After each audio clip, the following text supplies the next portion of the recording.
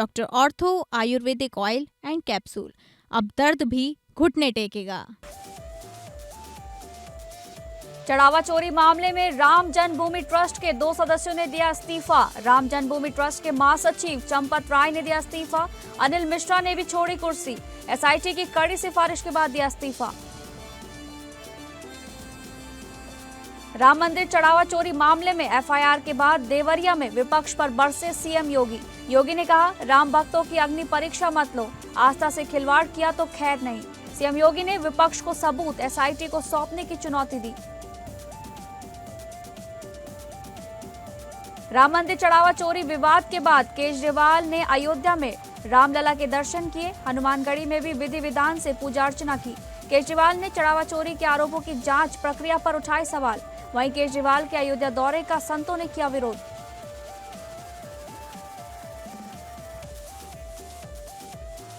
उज्जैन में मोहर्रम जुलूस में खतरनाक स्टंट, क्रेन से लटकाकर कार में किया ब्लास्ट। पुलिस ने 4 आरोपियों को किया गिरफ्तार।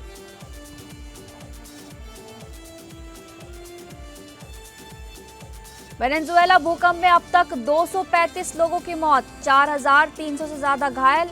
सरकार बोली 39,000 लोग लापता, मलबे के नीचे से आवाजें आ रही। बचाव कार्य जारी, यूएन अतिरिक्त रेस्क्यू टीमें भेजेगा। $1.5 करोड़ का फंड भी जारी।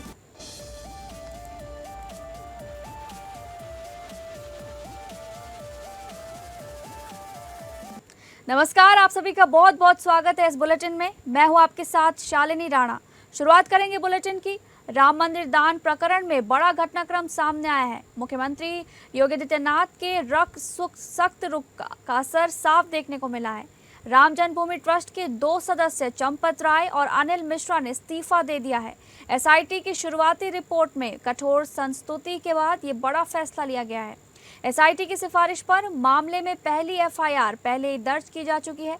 इस्तीफों को जांच में हुई कार्रवाई से जोड़कर देखा जा रहा है। सूत्रों के अनुसार ये घटनाक्रम मुख्यमंत्री योगी आदित्यनाथ के सख्त रुख और एसआईटी की प्रारंभिक जांच रिपोर्ट के बाद सामने आया है। इससे पहले इसी मामले में श्री राम जन्मभूमि तीर्थ क्षेत्र ट्रस्ट की शिकायत पर पहली एफआईआर दर्ज की गई। एफआईआर में 8 लोगों को नामजद किया गया है, जबकि कई अन्य अज्ञात लोगों की भूमिका की भी जाँच की जा रही है। एसआईटी फिलहाल कथित वित्तीय अनियमितताओं की जाँच कर रही है। जाँच एजेंसी आरोपियों के बैंक खाते, संपत्तियां, मोबाइल रिकॉर्ड और कथित लेन देन की पड़ताल में जुटी है। सूत्रों का कहना है कि एसआईटी की प्रारंभिक रिपोर्ट में कुछ कड़ी सिफारिशें भी की गई थी, जिसके बाद जांच की रफ्तार और तेज हुई। इसी क्रम में चंपत राय और अनिल मिश्रा के इस्तीफों की भी जांच से जोड़कर देखा जा रहा है। मुख्यमंत्री योगी आदित्यनाथ पहले ही इस मामले में पारदर्शी और निष्पक्ष जांच के संकेत दे चुके हैं। सरकार का कहना है कि यदि जांच में किसी भी स्तर पर अनियमितता या जिम्मेदारी तय होती है तो संबंधित लोगों के खिलाफ कानून के मुताबिक कार्रवाई की जाएगी। फिलहाल इस पूरे मामले में कई सवालों के जवाब अभी भी आने बाकी हैं।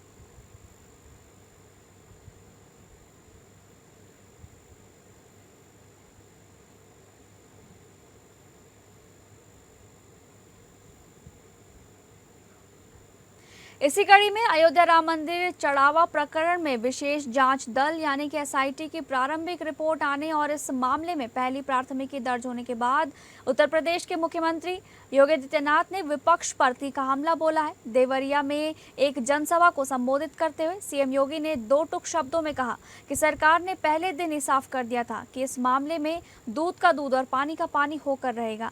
जैसे एसआईटी की रिपोर्ट आई, तुरंत कड़ी कार्रवाई शुरू कर दी गई है। मुख्यमंत्री ने अयोध्या और भगवान श्री राम पर सवाल उठाने वालों को आड़े हाथों लेते हुए कहा कि जो लोग आज इस मामले को लेकर उंगलियां उठा रहे हैं, उनकी मंशा कभी अच्छी नहीं रही। ये वही लोग हैं जिन्होंने कभी भगवान राम के अस्तित्व को ही नकार दिया था और अदालत में हलफनामा देकर कहा था कि राम हुए ही नहीं। ये लोग हमेशा से अयोध्या को नकारते रहे हैं। सीएम योगी ने कहा कि आज सवाल उठाने वाला दूसरा पक्ष वो है जो कभी जय श्री राम का नारा लगाने वालों पर लाठियां और गोलियां चलवाता था। ये वो लोग हैं जो रामनवमी पर दंगे करवाते थे और कांवड़ यात्रा पर प्रतिबंध लगाते थे।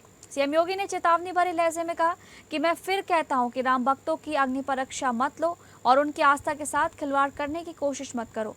उन्होंने विपक्ष को चुनौती दी कि अगर उनके पास इस मामले में कोई भी वास्तविक प्रमाण या सबूत है तो उसे मीडिया में उछालने और राजनीति करने के बजाय सीधे एसआईटी के सामने पेश करें। जांच में पूरी पारदर्शिता बरती जा रही है। ये जो लोग आज आक्षेप कर रहे हैं, उठाने का कुत्सित प्रयास कर रहे हैं, इनकी मंशा अच्छी नहीं है।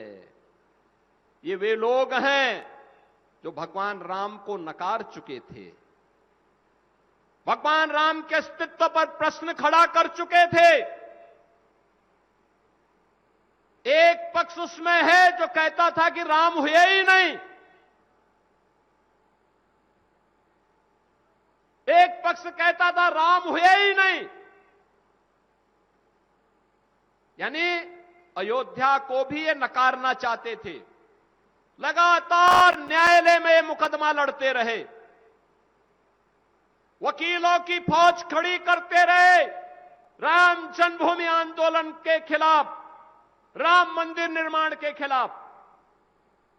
और दूसरा पक्ष वह है जो जय श्री राम पर लाठी और गोली चलाते थे।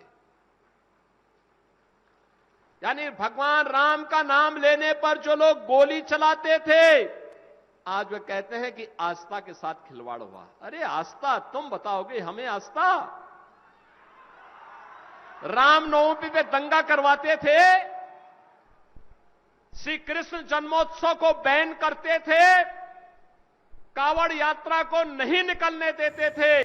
इसी कड़ी में आम आदमी पार्टी के राष्ट्रीय संयोजक और दिल्ली के पूर्व मुख्यमंत्री अरविंद केजरीवाल प्रभु श्री राम के दर्शन के लिए अयोध्या पहुंचे और रामलला के दर्शन किए। उन्होंने हनुमानगढ़ी में विधि विधान से पूजा अर्चना भी की और श्रद्धापूर्वक हनुमान चालीसा का पाठ किया। दर्शन पूजन के बाद केजरीवाल ने मंदिर परिसर में संतों का आशीर्वाद लिया। इससे पहले वो लखनऊ के चौधरी चरण सिंह अंतर्राष्ट्रीय एयरपोर्ट पर मीडिया से बातचीत कर चुके थे।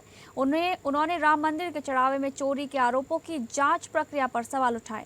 उन्होंने कहा कि करोड़ों रुपए के चढ़ावे में गड़बड़ी के आरोपों के बावजूद एफआईआर दर्ज किए बिना विशेष जांच दल का गठन कर दिया गया, जो समझ से परे है। केजरीवाल ने कहा कि मंदिर के चढ़ावे में काफी समय से चोरी हो रही थी और इसमें कुछ बड़े लोगों की संलिप्तता से इनकार किया जा सकता है। ये करोड़ों राम भक्तों की आस्था से जुड़ा विषय है और सरकार की ओर से गठित एसआईटी लोगों को गुमराह करने का प्रयास है।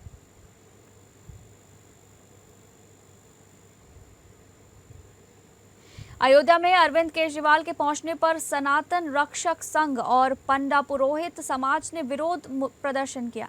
मुकुंद माधव त्रिपाठी के नेतृत्व में कार्यकर्ता काली झंडी दिखाने गेट नंबर 11 जा रहे थे, लेकिन प्रशासन ने उन्हें आवास के पास ही रोक दिया। इसके बाद प्रदर्शनकारियों ने वहीं पुतला फूका, काली पट्टी बांधी और वापस जाओ के नारे लगाए गए। राजेश महाराज समेत सैकड़ों लोग विरोध प्रदर्शन में शामिल हुए। मुकुंद माधव त्रिपाठी ने कहा कि राम मंदिर पर विवादित बयान देने वालों का अयोध्या में विरोध होगा। पुलिस ने मौके पर सुरक्षा के कड़े इंतजाम भी किए।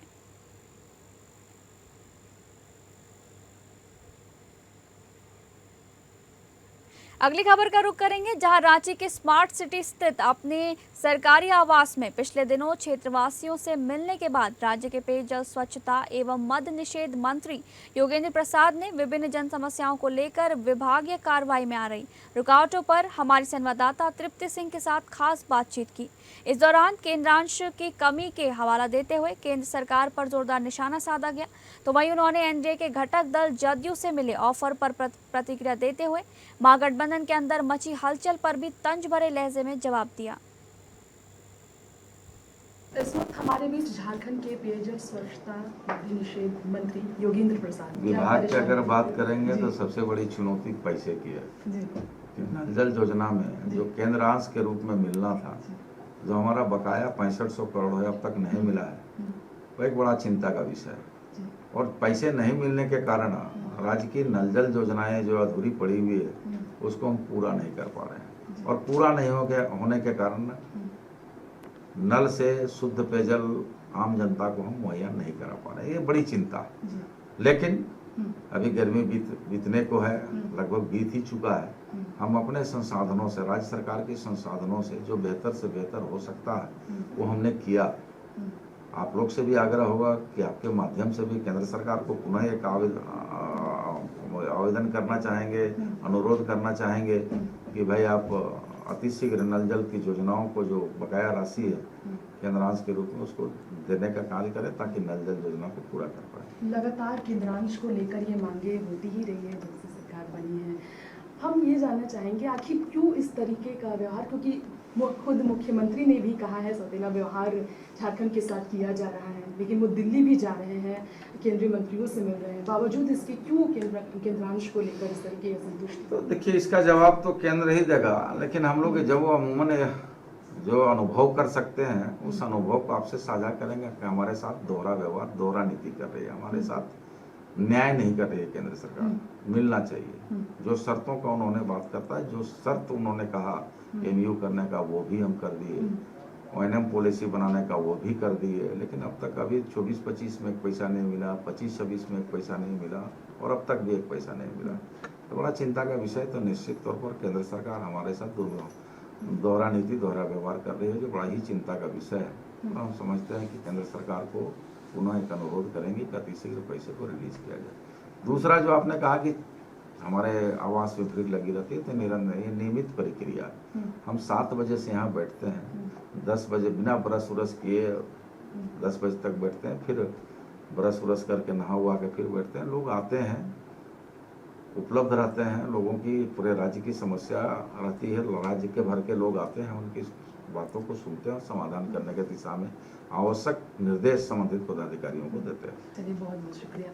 तो हमारे बीच यहाँ मंत्री योगेंद्र प्रसाद तमाम मुद्दों पर हमारे साथ बातचीत करते नजर आए हैं। साथ ही उन्होंने क्षेत्र की परेशानियों के साथ साथ अपने विभाग को लेकर और सबसे ज़्यादा महत्वपूर्ण केंद्रांश को लेकर उसने जो बात रखी है, ये महत्वपूर्ण है। देखने वाली बात हो केंद्र सरकार कितनी जल्दी इनकी मांगों पर अमल करती है, क्योंकि लगातार इस मांग को लेकर मुख्यमंत्री से लेकर विभागीय मंत्री द्वारा आवाज उठाई जा रही है। के साथ अगली खबर, छत्तीसगढ़ के मुख्यमंत्री विष्णुदेव साय का हालिया दिल्ली दौरा राज्य के विकास और केंद्र से जुड़ी महत्वपूर्ण मांगों पर केंद्रित रहा। इस 2 दिवसीय प्रवास के दौरान उन्होंने केंद्रीय गृह मंत्री अमित शाह और केंद्रीय स्वास्थ्य मंत्री जेपी नड्डा, बीजेपी अध्यक्ष नितिन नवीन सहित कई अन्य वरिष्ठ नेताओं से मुलाकात की। सीएम साय ने स्वास्थ्य मंत्री जेपी नड्डा से मुलाकात कर छत्तीसगढ़ में एक अखिल भारतीय आयुर्वेदिक संस्थान आयुष एम्स स्थापित करने का आग्रह किया है। उन्होंने बताया कि प्रदेश का 44% भूभाग वन क्षेत्र है, जहां प्रचुर मात्रा में औषधीय जड़ी बूटियां उपलब्ध हैं, जो इसे आयुर्वेदिक संस्थान अनुसंधान के लिए आदर्श बनाती हैं। केंद्रीय गृह मंत्री अमित शाह के साथ हुई बैठक में बस्तर के विकास और सुरक्षा से जुड़े विभिन्न मुद्दों पर विस्तार से चर्चा की गई। दिल्ली प्रवास के दौरान सीएम ने दिल्ली के द्वारका स्थित छत्तीसगढ़ आदिवासी युवा छात्रावास में रहकर यूपीएससी की तैयारी करने वाले सफल विद्यार्थियों से मुलाकात की और उन्हें बधाई भी दी। उन्होंने छात्रावास की क्षमता 50 से बढ़ाकर 200 करने का फैसला लिया था, जिसके सकारात्मक परिणाम के रूप में इस बार 13 विद्यार्थियों ने प्रारंभिक परीक्षा पास की है। दिल्ली से लौटने के बाद उन्होंने प्रदेश के सभी कोचिंग संस्थानों में सुरक्षा मानकों और जांच के संबंध में मुख्य सचिव को कड़े निर्देश भी जारी किए। लखनऊ के अलीगंज क्षेत्र में कोचिंग संस्थान में हुए अग्निकांड के बाद कानपुर फायर विभाग एक्शन मोड में आ गया है। मुख्य अग्निशमन अधिकारी दीपक शर्मा के नेतृत्व में फायर टीम के काकादेव कोचिंग मंडी में कई शिक्षण संस्थानों का निरीक्षण किया गया। फायर सुरक्षा मानकों में लापरवाही मिलने पर कोचिंग संचालकों को जमकर फटकार लगाई गई। विभाग अब तक 40 से ज्यादा शिक्षण संस्थानों को नोटिस जारी कर चुका है। फायर विभाग ने साफ चेतावनी दी है कि तय समय सीमा में सुरक्षा उपकरण नहीं लगाए गए तो कोचिंग संस्थानों पर बंदी की कार्रवाई की जाएगी। कार्रवाई से कोचिंग संचालकों में हड़कंप है। वहीं जनता ने फायर विभाग की पहल की सराहना की है। लखनऊ के अग्निकांड के बाद में फायर विभाग जो है लगातार कानपुर में कार्रवाई करता हुआ नजर आ रहा है। आज जो फायर विभाग की टीम है वो कानपुर के काकादेव में पहुंची हुई है और हमारे साथ बात करने के लिए सीएफओ दीपक शर्मा जी मौजूद है। उनसे जानेंगे कि अभी तक कितनी कोचिंग सेंटरों के निरीक्षण किए गए, क्या कुछ कमियां पाई गई हैं। तो दीपक जी, कितनी जगह अभी तक इंस्पेक्शन किया गया? देखिए, अभी कई स्थलों पे हमने अपनी टीम के साथ निरीक्षण किया है और इसमें जो मुख्यतः जीने भी कई जगह पाए गए, लेकिन 2-3 जगह जो केवल एक ही स्टेयरकेस दिखाई दे रहा है। जो इमरजेंसी में एग्जिट रूट का इस्तेमाल किस तरह से होगा, ये सोचने का सवाल है। दूसरा, अग्निशमन उपकरण भी पर्याप्त मात्रा में पूरे नहीं है और कुछ जगह ऐसे लकड़ी के बोर्ड और जो इलेक्ट्रिकल पैनल रूम अंदर की तरफ है, जो प्लाईवुड वगैरह से बोर्ड है उसका, तो आग लगने की संभावना उसमें रहेगी। तो इनको सख्त हिदायत भी दे दी गई है कि अभी जब तक ये सह सुरक्षितता सब ना अपना ली जाए, इसको बंद करें तत्काल प्रभाव से और इनको कमियों के निस्तारण के लिए नोटिस निर्गमन किया जा रहा है। अगर आपके निर्देश के बाद भी अगर ये शैक्षणिक संस्थान खुले पाए जाते हैं तो उस पर किस प्रकार कार्रवाई देखिए की जाएगी? इसमें सबसे बड़ा ये है कि अगर ये शैक्षणिक संस्थान बगैर रजिस्ट्रेशन के, क्योंकि कोई इनका रजिस्ट्रेशन नहीं है अभी जो पाया गया है, और बगैर फायर एनओसी या अन्य किसी कागजात के चलेंगे तो उन पर कठोर कार्रवाई की जाएगी। ये जिस संस्थान में भी आपने इंस्पेक्शन किया है, इनके कागजात पूरे हैं क्या? ये नहीं, registered इनके पास रजिस्ट्रेशन नहीं, फायर एनओसी कुछ नहीं इनका, इनको कड़ी फटकार भी लगाई गई और इनको जो है नोटिस निर्गमन किया जा रहा है। जैसा कि अभी आपने देखा कि मेरे पीछे की जो तस्वीर आप देख सकते हैं, ये शैक्षिक संस्थान है और बात की जाए अगर इनके रजिस्ट्रेशन की तो इनके पास रजिस्ट्रेशन नहीं है, विदाउट रजिस्ट्रेशन इसका संचालन किया जा रहा था। तो आप समझ सकते हैं कि कितनी बड़ी लापरवाही है, कितने बच्चों के भविष्य और उनकी जान के साथ खिलवाड़ किया जा रहा था। कैमरा पर्सन गौरव निगम के साथ कुणाल सिंह, एपीएन न्यूज कानपुर। अगली खबर का रुख करेंगे जहां यूपी के कौशाम्बी जिले में उस समय अफरा तफरी मच गई जब एलपीजी गैस टैंकर खोखराज हंडिया बाईपास स्थित टोल प्लाजा के डिवाइडर से टकरा गई, जिससे एलपीजी गैस टैंकर में अचानक भीषण आग लग गई। देखते ही देखते टैंकर आग का गोला बन गया। हादसे में टोल प्लाजा के 7 कर्मचारी गंभीर रूप से झुलस गए, जिन्हें मेडिकल कॉलेज भेजा गया है, जहां 2 कर्मियों की हालत गंभीर बताई जा रही है और टोल प्लाजा पर खड़े 1 दर्जन बाइक जलकर राख हो गए। कड़ी मशक्कत के बाद फायर ब्रिगेड आग पर काबू पाया गया। पुलिस अधीक्षक सहित थानों की फोर्स मौके पर पहुंची। घटना खोखराज थाना क्षेत्र के खोखराज हंडिया बाईपास टोल प्लाजा की बताई जा रही है, जहां पर एलपीजी गैस से भरा टैंकर अनियंत्रित होकर टोल प्लाजा से डिवाइडर से टकरा गया। थाना कोखराज को जो कोखराज स्थित ये टोल प्लाजा है, यहाँ से आग लगने की सूचना प्राप्त हुई थी। इस सूचना पर तत्काल जो है जनपद की समस्त फायर ब्रिगेड्स को मौके पर रवाना किया गया था तथा जो सिविल फोर्स है उसको भी तत्काल मोबिलाइज किया गया था। अधिकारियों ने भी मौके पे तुरंत आके यहाँ पे स्थिति को कंट्रोल किया है। इसमें फायर ब्रिगेड द्वारा आके सबसे पहले आग को बुझाया गया, जो ट्रैफिक चल रहा था उसको पहले रुकवाया गया था। उसके बाद में भी आप जैसा देख रहे हैं कि आग पूरी तरह से बुझ चुकी है, लेकिन फिर भी जो फायर की जो टीम्स है वो मौके पर मौजूद है। ये प्रारंभिक जानकारी ये प्राप्त हुई है कि ये एक जो एलपीजी का टैंकर है, ये आके यहाँ पे जो डिवाइडिंग लेन होती है उसमें आके पहले टकराया, उसके बाद में यहाँ गैस का रिसाव हुआ और फिर आग। अगली खबर उज्जैन जिले की बड़नगर तहसील में मोहर्रम जुलूस के दौरान सुरक्षा के तमाम नियमों को ताक पर रखकर किए गए एक बेहद खतरनाक और जानलेवा स्टंट ने पूरे इलाके में सनसनी फैला दी है। अडान मोहल्ले में आयोजित इस कार्यक्रम के दौरान आयोजकों ने एक कार को क्रेन की मदद से करीब 40 फीट की ऊंचाई पर हवा में लटका दिया। कार पर ले फिर आ गए के पोस्टर लगे थे और 2 युवक उसके ऊपर सवार होकर झंडे लहरा रहे थे। इसी बीच कार के भीतर किए गए एक खतरनाक करतब से तेज धमाका हुआ और कार के शीशे चकनाचूर हो गए। इस घटना का वीडियो सोशल मीडिया पर आग की तरह फैल गया, जिसके बाद पुलिस ने तत्काल सख्त कदम उठाए हैं।